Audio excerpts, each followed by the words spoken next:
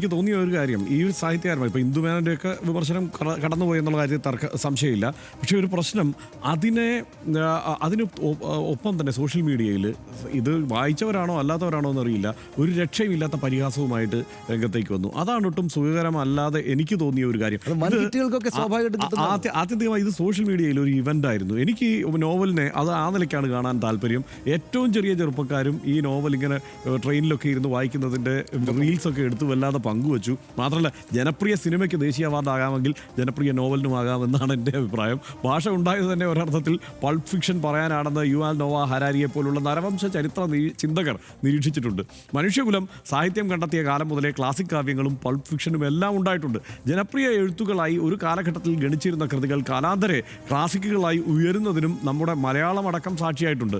ഉന്നതമായ ഭാഷ ഏറ്റവും ഗാഠമായും സാന്ദ്രവുമായും പ്രയോഗിച്ച മഹാരൂപികളായ പല എഴുത്തുകാരും അവരുടെ കാലത്ത് ആഘോഷിക്കപ്പെടാതെ പോയിട്ടുമുണ്ട്.